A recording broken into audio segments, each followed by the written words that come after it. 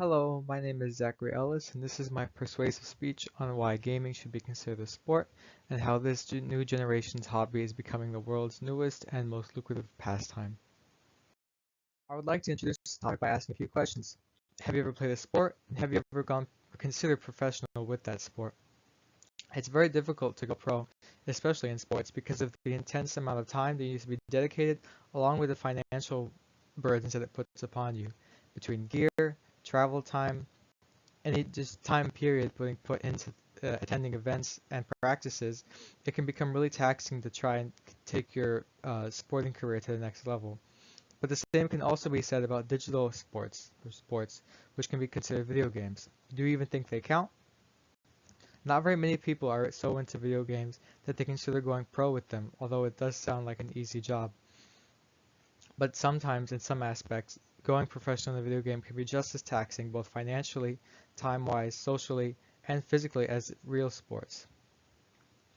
In fact, the similarities between the two can be recognized by the government in the form of P1 visas, which we'll talk about later. Spectators themselves have put just as much time and dedication into viewing these sports as we see with spectators in actual sports, and the amount of money that goes into this revenue and this avenue of a entertainment sphere is almost as well identical, if not surpassing those of physical sports.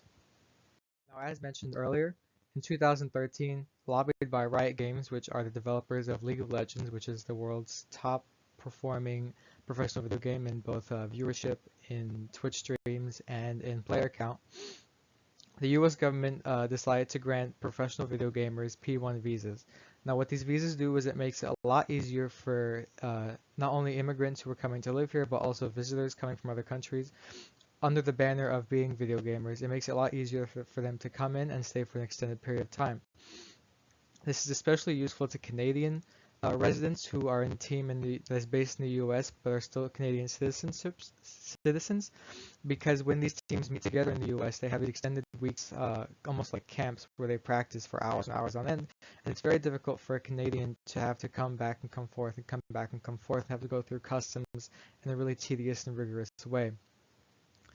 This visa is normally reserved for pro athletes or professional entertainers, and in order to attain this visa, you must prove that your skills justify your ability to hold a job or a career in that field. So to get a P1 visa is a really big deal. It's not the easiest thing in the world, but it's extremely useful. And the fact that the US government has identified and given this privilege to gamers shows how serious this field is being taken and how serious this will be considered as a career. Now, I don't really consider government support the most binding or cementing of ideas just because the government thinks something doesn't necessarily mean it's true. But I think the scene between both sporting, actual like conventional sports, and the gaming community are run in extreme parallel, and sometimes I think the branching off from video games makes much more sense and is much more coherent than that of uh, actual sports. Now, competitors can be team-based or individual, which is a lot similar to actual sports like football, where you have team-based, basketball, baseball, and then you have individual sports like combat, where you have MMA, wrestling, you have skating, you can have snowboarding.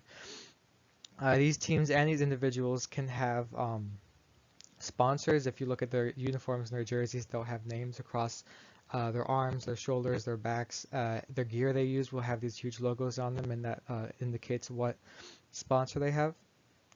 Top performers in these teams, both teams and individuals, can practice of upwards of 50 hours a week in their team houses, which is why I mentioned the Canadians coming into the US to practice with their teams. They'll have these meetings that'll go weeks on end, and they just practice and practice and practice. They'll have skirmishes, they'll have online battles, they'll have in-house battles with other members of the team who might be official on the team, but they use them for these practices.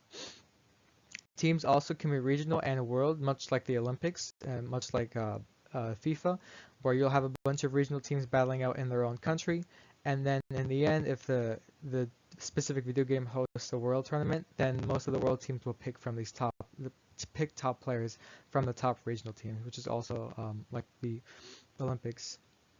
In video games, your skill and your level is very merit is derived from your merit and your individual skills. So the better you are as a person, as a player, then the higher up you'll get in your leaderboard, and the higher chance you are of being accepted into a better team or becoming an individual professional if you're in a fighting game or a card playing game. And the emphasis in video games is a lot more on knowledge and ability. Although there are some physical aspects such as reaction times, especially reaction times, which I think are some of the hardest aspects of video games, is how fast you have to be mentally and sometimes physically with hand movements to perform well. And then my final point, first and foremost, is that video gaming at a professional level is a spectator sport more so than any other sport. When you look at games like golf or maybe car racing, I think they can get kind of monotonous, and really the highlight reels are what define those sports. But with video games, they're so upbeat, they're so exciting. Audience attention retention is kept throughout, and that's really evident in their statistics and numbers. According to League of Legends' own website, they had 43 million unique viewers and 14.7 concurrent viewers at any given time during the 2016 World Championship, and I think that's extreme. It's not only a very high number, but it's also highly indicative of how serious this can be taken. In comparison, the Super Bowl of 2015 had 111.9 million unique viewers, but that's Super Bowl 50, whereas League of Legends' World Championship at 2016 was only its fifth concurrent World Championship series. And then second, the comparison in which a video game tournament is beating a real life sport. And ESPN's second most viewed sporting event this year was the Lakers versus Celtics basketball game, and it only garnered 2.7 million viewers, and that's considered a very high spectrum end of viewership by ESPN standards, and it was obviously blown out of the water by League of Legends World Championships. Prizes in these video game tournaments are obviously one of the most attractive of their qualities. League of Legends' pot in 2016 was a $5.07 million, and it was split among the top 5 teams, which is huge. Counter-Strike Global Offensives was 24.7 million, and that's even larger, but it also has a much larger fan base. And it's one of the bigger FPS first-person shooter video games. Clash Royale, which is a mobile game on your phone, it's a free-to-play mobile game. It's its second year in existence, almost like 1.5 years old. Its latest pot, which was the Crown Cup 2, had a $200,000 cup for the top 5 performers. And that just shows that these are legitimate competitions with huge stakes at hand. These players are not playing it.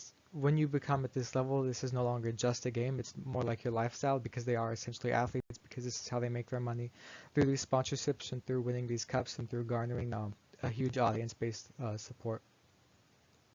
Finally, in conclusion, why I really think the video game should be considered a sport, and this is more of a social issue. It's not really an economic, it's not really a financial. No one will really get hurt or be affected if it isn't considered a sport, but I think socially it should be considered a sport, because I've played both sports and I've tried a little bit of competitive gaming. I played Pokemon a little bit, and I've played Smite and League of Legends, and on the latter, I'm not very good, but I enjoy it a lot more than I enjoy physical sports. I think just when you're playing a video game, it might not feel like practice, but it really is. Whereas when you're practicing for a sport, it's practice. It feels like practice. The barrier of entry for these video games are very, very low. Oftentimes they're free to play, and from there on, you unlock and get better through your own skill and through how much time you dedicate into the game. Gaming right now is growing in popularity, and if these trends continue, then in a few years they will surpass physical sports by a long shot, and there really won't be any argues. So it only takes time.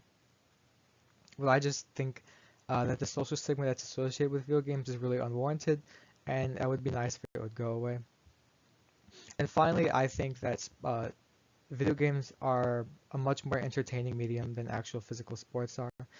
Therefore, that I think their acceptance should be much easier than that of watching sports. I get a lot more criticism for not watching sports than I do for watching video games, and oftentimes on shows like Jimmy Fallon, they guffaw at the fact that people watch YouTubers or Twitch streamers playing sports, and I think that should change sometime soon.